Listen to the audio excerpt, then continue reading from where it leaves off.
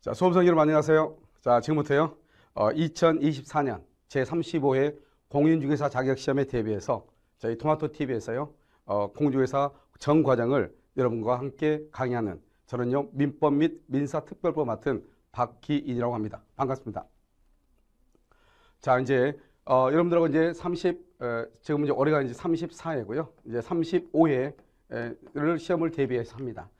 이번에 35회에서 약간의 변화가 있을 겁니다. 여러분들이 이제 우리가 상대평가라고 하는 말을 많이 했었는데요. 이제 상대평가 제도로 바뀝니다.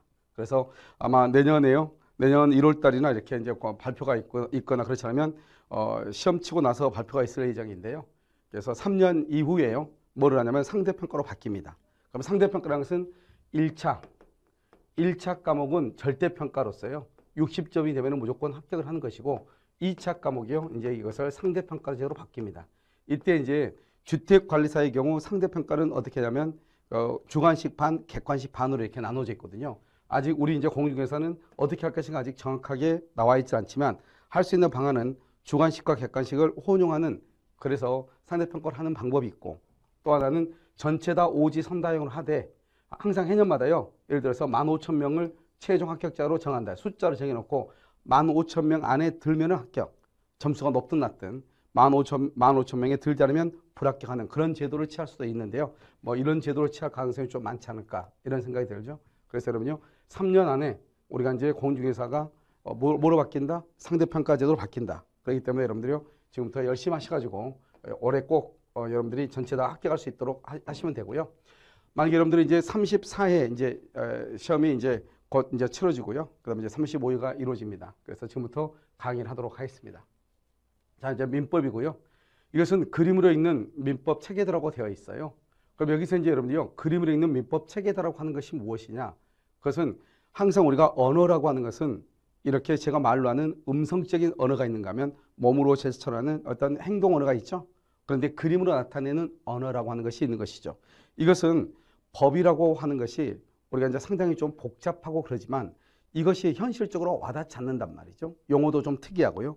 그런데 그러한 용어들을 그림 하나하나로 만들어서 여러분들이 시각적으로 먼저 그것을 각인시키고 그 다음에 소리로 듣고 이해를 하고 여러분들이 말을 통해서 다른 사람과 토론할 수 있고 가르칠 수 있도록 그러한 과정을 삼위일체 하나로 올인원이죠. 하나로 담아서 여러분에게 전달하는 방식 그게 바로 그림으로 읽는 민법 체계도라고 하는 것이에요. 자, 그래서 지금부터 그걸 가지고 강의를 하면 자, 이게 전 민법 총칙이라고 되어 있고요. 우리가 이제 민법이라고 하는 것은 모두 네 가지대로 되어 있어요. 민법 총칙, 그 다음에 물권법, 그 다음에 채권법, 그 다음에 민사특별법 이렇게 되어 있습니다. 그래서 민법 총칙에서는 10문제, 물권법에서 14문제, 채권법에서 10문제, 민사특별법에서 6문제에서 모두 40문제가 나오는 것이에요. 이런 것들은 나중에 여러분들이 이제 OT를 통해서 다시 한번 알려드릴 거니까 그런 자세한 것들은 여러분 OT에서 여러분 보시고요. 일단 민법 총칙이라고 하는 것에 대해서 몇 문제가 나온다? 10문제가 나오는데요. 이 민법 총칙이라는 것은 뭐냐면 우리가 이제 민법이라는 것은 재산법이 있고요. 재산에 관한 법이 있고 그 다음에 뭐냐면 가족법이라고 하는 것이 있단 말이죠.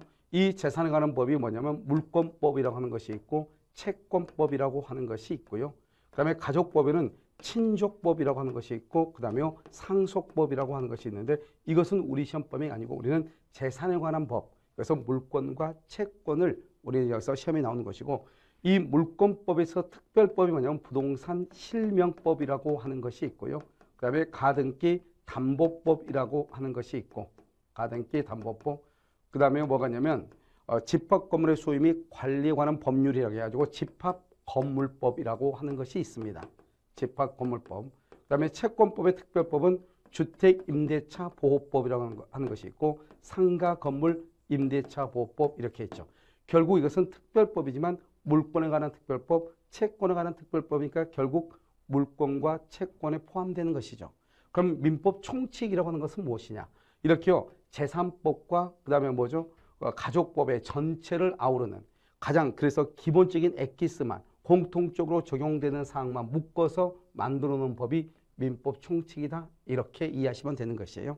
그렇기 때문에 민법 총칙이라고 하는 것은 어떤 거예요? 상당히 좀 물권이나 채권이나 친족이나 상속이나 이런 법을 알고 난 다음에 배워야 되는 것이 원칙적으로 민법 총칙이라고 하는 것인데요. 또는요, 이 민법 총칙이라는 것을 배워야지 이런 물권, 채권, 친족, 상속법이라는 것을 또 이해할 수 있단 말이에요. 역설적으로요. 그렇기 때문에 이 민법 총칙이라고 하는 것은 학생들이 어려워하고 있는데 그것은 너무나 당연한 것이에요. 그러면 우리 학생들만이 아니고 다른 변호사 시험이나 다른 자격 시험을 공부하는 사람들도 민법 총칙은 상당히 어려워하는 과목 중에 하나예요. 그렇기 때문에 이 어려워하는 과목을 그냥 문자적으로 여러분에게 전달해 드릴 수는 없단 말이죠. 그래서 이것을 어떻게 하는 것이냐? 문자적이 아니고 그림을 통해서 여러분과 먼저 저하고 소통을 하고요. 두 번째는 여기 보면 O하고 X 문제가 계속 나와 있어요. 그래서 기존에 기출되었던 문제들, 그것을 OX 형태로 해가지고 여러분하고 같이 문제를 한번 풀어보면서 계속 공부했던 것을 이해하는 방향으로, 그래서 확인하는 방향으로 이렇게 3일치로 한번 해보도록 그렇게 하겠습니다. 자, 이제 먼저 보면 법률 관계라고 하는 것이 있으니까요. 먼저 지금부터 이제 민법을 강의하면은 법률 관계라는 것이 무엇이냐? 이것을 먼저 이 법률 관계가 뭐다? 이것을 네이버의 지식 검색에서 법률 관계가 뭐다 이렇게 이해하시면 안 돼요. 그것은 이해가 안 될 거예요. 그러면 어떻게 하는 것이냐? 우리가 영어 단어 한 단어를 안다고 해가지고 우리가 영어를 해석하고 말할 수 있는 것이 아니잖아요. 그럼 어떻게 해야 돼요? 전체적인 문장 속에서 그 의미를 이해하는 게 더 빠르단 말이죠. 그렇기 때문에 우리가 법률관계 이런 용어를 공부할 때도 전체적인 민법의 이해 속에서, 전체적인 민법의 틀 속에서 이해를 하시는 것이 빠를 거예요. 그래서 한번 보시면, 자, 여기서 이제 갑이라는 사람이 있죠? 갑이 을한테요, 여기서 1억 원에 사라고 청약을 하죠. 그러면 을이 어떻게 하죠? 내가 1억 원에 사겠다고 승낙을 하는 것이죠. 그러면 이 갑이 청약을 하고요, 을은 승낙을 하는데요. 그러면 이 청약을 뭐라고 한다? 의사표시라고 하는 거예요. 즉 갑이 을한테 1억 원에 살래? 이 말을 청약이라고 하고 이것을 다른 말로 의사표시라고 얘기하는 거예요. 그러니까요, 우리 그런 말 하죠? 이거 살래? 그 말을 청약이라고 해요. 그것을 다른 말로 의사표시라고 한단 말이죠. 그러면 을이 뭐라고 한다? 응, 알았어. 내가 살게. 이 말을 뭐라고 한다? 승낙이라고 얘기하는 것이고, 이것을 다른 말로 뭐라고 한다? 의사표시라고 얘기하는 것이에요. 그래서 이렇게 청약과 승낙을 의사표시라고 하잖아요. 이 청약과 승낙을 다른 말로 뭐라고 표현한다? 법률 사실이라고 표현하는 거예요. 그러니까 여러분요, 지금 용어들이 지금 몇 가지가 지금 나왔죠. 이 몇 가지 용어를 법률 사실은 뭘까 고민하시면 안 돼. 구조 속에서 이해를 하시란 말이죠.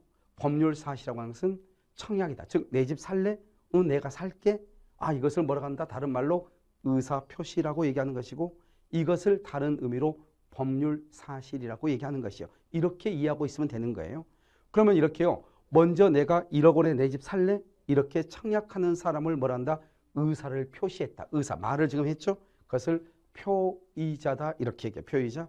그 말을 듣는 사람을 뭐라 한다? 상대방이라고 얘기하는 것이에요. 그 다음에요. 우리가 집을 파는 사람이 있죠? 집을 파는 사람을 매도인이라고 하고요. 집을 사는 사람을요. 매수인이라고 얘기하는 거예요. 그러니까 여기서요. 매도인과 매수인은 바뀌지 않는 거예요. 그럼 매도인은 누구냐? 집을 팔겠다는 것이고 매수는 집을 사겠다는 것이죠. 하지만 표의자와 상대방은 항상 바뀔 수가 있는 것이에요. 어떻게 바뀌는 거죠? 우리가 표의자라고 하는 것은 먼저 갑이 을한테 내 집 1억 원에 살래? 이렇게 하면은 그 갑을 표의자 먼저 말을 했죠. 그러면 그 말을 듣는 사람을 상대방이라고 얘기하는 거예요. 그런데 만약에 을이 먼저 갑한테요. 당신 집 나한테 팔래? 1억 원에 팔래? 이렇게 할 수 있잖아요. 그러면 을을 뭐라 한다? 표의자라고 하고 갑이 듣는 사람이니까 상대방이라고 얘기하는 것이에요. 이렇게 표의자와 상대방은 가변적이죠. 바뀔 수 있죠. 하지만 매도인과 매수인은 바뀔 수가 없는 거예요. 파는 사람을 매도인, 사는 사람을 매수인이라고 표현을 하는 거예요. 그 다음에요. 이렇게 청약과 승낙, 즉 1억이라고 하는 1억 원에 살래? 1억 원에 살게. 청약과 승낙에 합의가 있죠. 그것을 합의다, 일치한다, 합치한다 이렇게 하죠. 이러면 두 사람 사이에 뭐가 이루어진다? 매매라고 하는 계약이 이루어지는 거예요. 이 계약을 다른 말로 뭐라고 표현한다? 법률 요건이라고 얘기하는 거예요. 그러니까 여러분요. 법률 사실이라는 것은 청약이다, 승낙이다, 의사표시다 이것을 얘기하는가 하면 그 다음에 여기서 청약과 승낙의 합의에 의해서 계약이 이루어지죠. 이 계약을 뭐라고 한다? 법률 요건이라고 얘기하는 것이고 이것이 이제 원인이 되죠. 여러분 항상 우리는 인과관계라고 하죠. 원인과 결과를 인과관계라고 표현하거든요. 그러니까 원인이 있으면 항상 뭐가 나오는 것이다? 결과가 나오는 것이죠. 그래서 이렇게 매매 계약에 의해 가지고 갑은 을에게 등기를 해줄 의무가 발생하는 것이고, 그러면 을은 갑한테요 등기를 가져올 청구권이라고 하는 권리가 발생하는 것이죠. 그 다음에 갑은 을한테 등기를 해주면서 동시에 뭐를 받아야 돼요? 대금을 받아야 되겠죠. 대금 지급 청구권이라고 하는 것이 갑한테는 있고, 을한테는 뭐다? 대금을 지급할 의무가 있는 것이죠. 그러니까 을은 등기를 청구할 권리가 있는 동시에 대금을 지급할 의무가 있는 것이고, 매도인은 매수인한테 등기를 해줄 의무가 있는 동시에 뭐가 있다? 대금을 받을 권리가 있는 것이죠. 그래서 이 나중에 보겠지만 이 청구권을 뭐라 한다? 권리라고 얘기하는 것이에요. 지금 보면 여기 권리와 의무가 발생하는 거잖아요. 즉 법률 요건이라고 하는 원인에 의해서 권리와 의무가 발생하죠. 이렇게 발생한 그 권리와 의무를 뭐라고 표현한다? 이것을 법률 효과라고 얘기하는 것이고, 이것은 뭐다? 원인에 대한 결과로서 나오는 것이죠. 이것을 결과라고 얘기하는 것이고, 그래서 여러분요 여기서 원인의 인자하고 결과의 과자를 따서 뭐라고 얘기한다? 이것을 인과관계다 이렇게 표현을 하는 거예요. 그래서 여러분요 이렇게 원인과 결과의 관계가 있느냐, 그것을 나중에 이제 물권법에서 보면은 유인성이다 이런 말을 하고요. 그 다음에 원인과 결과의 관계가 없다, 그것을 무인성이다 이렇게 표현을 하는 거예요. 아시겠죠? 그러면 여기서 이제 우리가 무엇을 알아야 되냐? 이제 용어들을 한번 보세요. 용어들이 참 많이 나왔죠. 청약이다, 의사표시다, 법률 사실이다, 그 다음에 법률 요건이다, 그 다음에 법률 효과다, 그 다음에 의무하고 뭐가 있다? 결과가 있다. 이렇게 여러 가지가 나왔잖아요. 그 다음에 여기를 보면 표의자다, 상대방이다, 매도인이다, 매수인이다.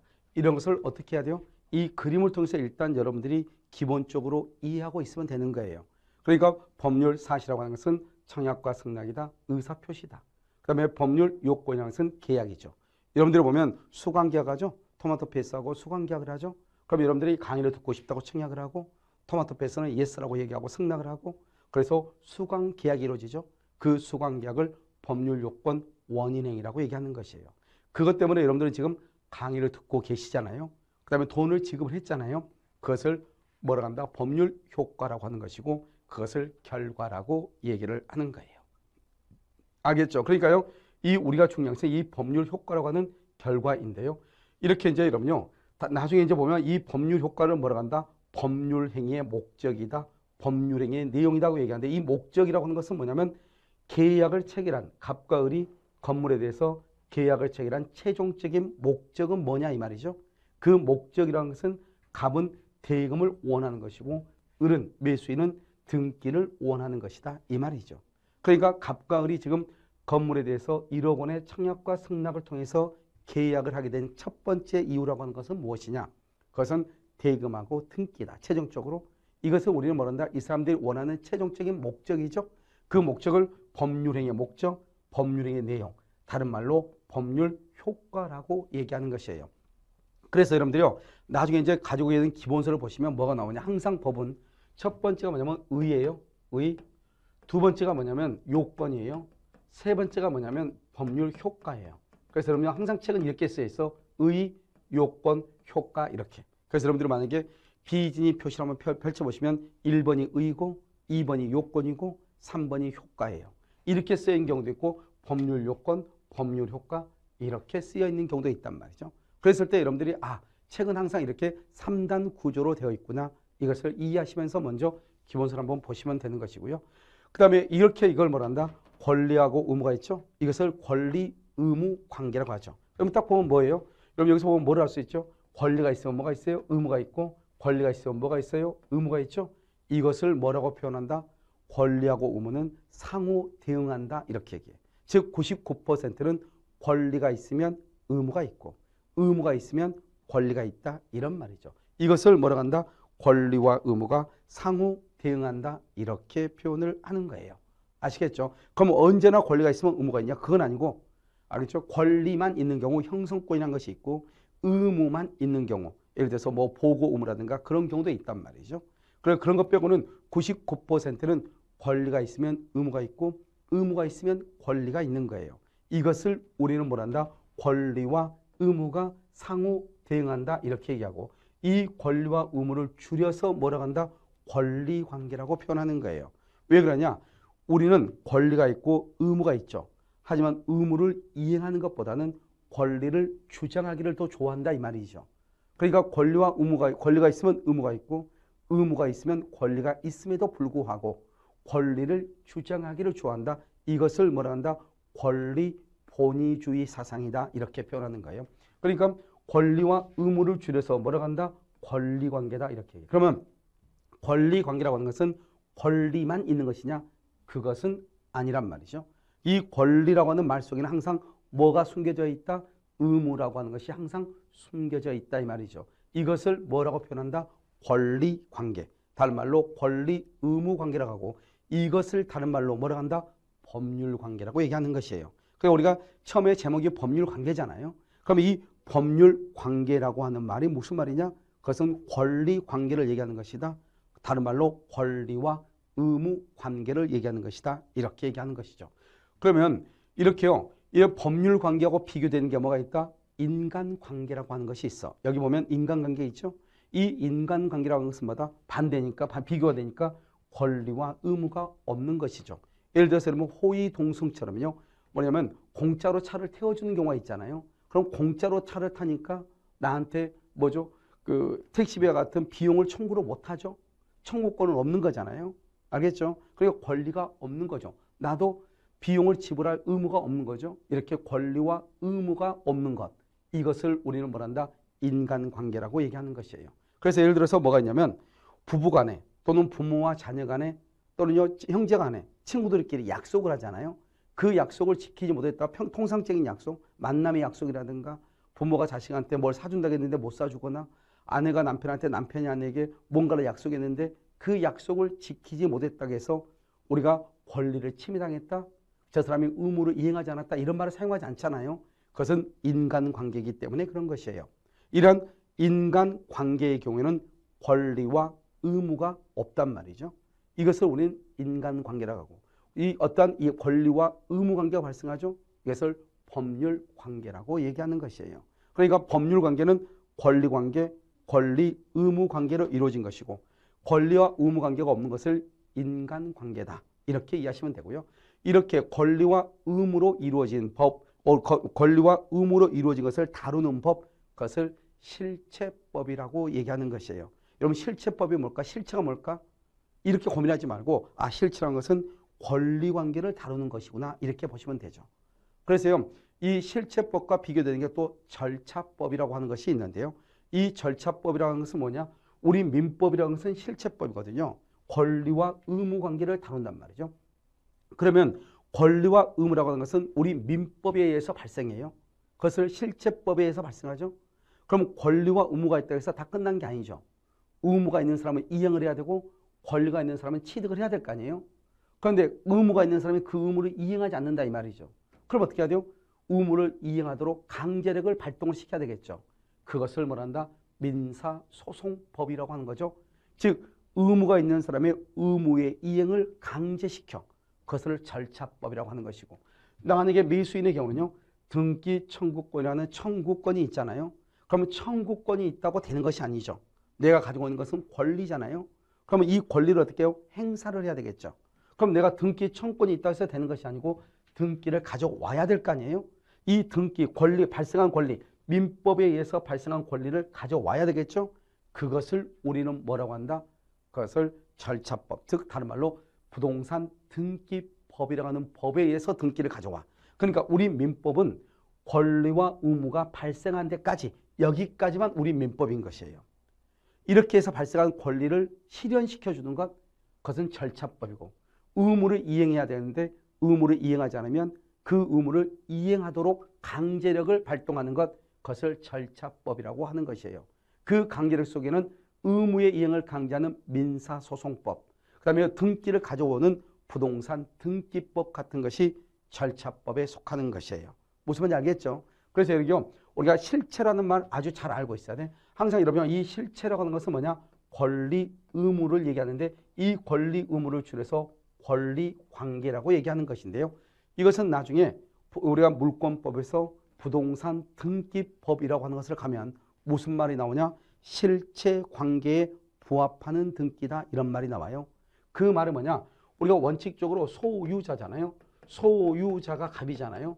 그러면 등기도 누가 앞으로 되어 있어야 돼요? 등기도 을 앞으로 되어 있어야 되는데 이 등기가 병 앞으로 갑 앞으로 되어 있어야 되는데 등기가 병 앞으로 되어 있더라 이 말이죠. 그러면 이 등기는 뭐다? 등기라는 것은 이 소유자를 소유권 권리라고 한단 말이죠. 그런데 이 권리를 뭐란다? 실체라고 한다고 했잖아요. 그런데 이 등기는 지금 어떻게 되어 있어요? 소유자는 갑인데 권리자는 갑인데 등기는 병 앞으로 되어 있잖아요. 이 등기를 권리관계에 부합하지 않는다 이렇게 얘기하죠. 그것을 다른 말로 실체관계에 부합하지 않는 등기다 이렇게 표현을 하는 거예요. 그러니까 우리가 이제 앞으로 권리라고 하는 말 그것은 법률 관계로 쓰이고 또 권리라고 하는 것은 실체라는 말로도 바꿔 쓸 수 있다. 이것을 항상 머릿속에 각인하고 있어야 되겠죠. 자, 그 다음에 이 건물을 우리가 뭐란다? 이것을 물건 건물이라고 하죠. 이 건물은 뭐다? 소유권의 대상이 되죠. 객체는 대상이란 말이죠. 즉 갑과 을이 이 갑이라는 건물에 대한 소유권에 대해서 지금 얘기를 하고 있는 거잖아요. 이것을 권리의 객체, 이것을 권리의 대상이라고 하는 거예요. 그 다음에 이것을 말한다 목적물이라고 하는 것이에요. 이것을 우리 아까 말했죠. 목적이라고 그랬죠. 목적은 뭐죠? 최종적으로 내가 원하는 거잖아요. 그러니까 그것은 청구권을 의미하는 거잖아요. 권리를 의미한다 이 말이죠. 간단히 얘기하면요. 이것을 내가 원하는 목적이고 그 목적의 대상이 되는 것을 뭐라 한다? 목적 물건이다. 목적물이다. 이렇게 얘기하는 것이고. 아시겠죠? 그것을 우리는 뭐라 한다? 객체다. 이렇게 얘기하죠. 그래서 권리의 객체, 권리의 대상, 목적물은 같은 의미이고 그 다음에 권리, 법률 효과, 그 다음에 이것을 목적, 내용 이 말이 같은 말이에요. 그래서 법률행위의 목적, 법률행위의 내용이란 말은 법률 효과, 다른 말로 결과를 의미하는 것이고 이건 다른 말로 뭐다? 권리를 뜻한다. 이렇게 한꺼번에 여러분들이 정리를 하고 계셔야 돼요. 그래서 첫 번째 시간임에도 불구하고 많은 용어들이 지금 나왔잖아요. 이런 많은 용어들이 어떤 용어를 나와도 여러분들이 이 그림을 한번 그려보면서 그래서 따라오시면 아무것도 아닌 것이에요. 무슨 말인지 아시겠죠? 그래서 여러분요. 이렇게 우리는 여기 보면 이 사람을 지금 매도인이잖아요. 매도인을 채무자라고 했네요. 그럼 매수인은 채권자겠네요. 아, 이것은 왜 하나는 채무자고 채권자인가? 이런 보시면 봐봐요. 이 의무죠. 권리와 의무라고 됐지. 이걸 권리란 말이죠. 권리. 민법 총칙에서는 뭐라고 한다? 권리와 의무라고 사용하지만 채권법에 가면 뭐라고 하냐? 이것은 채무고 채권이라고 얘기하는 거예요. 그러니까 여기 봐봐요. 갑은 등기를 해줄 의무가 있으니까 채무자가 되는 것이고 을은 대금을 지급할 의무가 있으니까 의무자, 채무자가 되는 거잖아요. 그런데 왜 여기서는 이 사람만 채무자라고 하고 이 사람은 채권자라고 하는가? 권리가 있으면 채권자고 권리자, 권리가 있으면 채권자, 권리자라고 하는 것인데 둘 다 권리가 있고 둘 다 의무가 있는데 왜 한 사람은 채무자라고 하고 왜 한 사람은 채권자라고 하는가? 이 말이죠. 그것은 우리가 어떻게 하냐? 약속을 해서 법에서는요. 무엇을 기준으로? 이 물건을 기준으로. 여기 나왔죠? 물건을 기준으로요. 어떻게 하는 것이냐? 그래서 이 물건을 이전해 줄 사람, 등기죠. 등기를 기준으로 등기를 해 줄 사람을 의무자, 채무자라고 하고 등기를 받는 사람, 이 사람 권리자죠? 이 사람을 권리자, 채권자라고 하기로 약속을 한 거예요. 그러니까 우리가 아무 말이 없이 민법에서 채무자와 매매계약인데 채무자와 채권자 이런 말이 나오잖아요. 그러면 매도인을 채무자, 매수인을 채권자 이렇게 얘기를 하는 거예요. 그래서 한 사람을 채무자, 한 사람을 채권자 이렇게. 그런데 만약에 굳이 나는 이 매수인을 채무자라고 하고 싶다. 그러면 앞에다가 뭐만 넣으면 되느냐? 대금이라고 하는 말만 집어넣으면 돼. 대금이란 말만 딱 집어넣으면 뭐다? 대금을 지급할 뭐가 있어요? 의무가 있죠. 의무. 대금을 지급할 뭐가 있어? 의무가 있죠. 이것을 우리는 뭐란다? 정말 대금을 지급함에 있어서 매수인은 채무자다 이렇게 표현을 해요. 굳이. 그런데 만약에 그런 말을 하지 않는다. 그럼 항상 물건이 기준이다.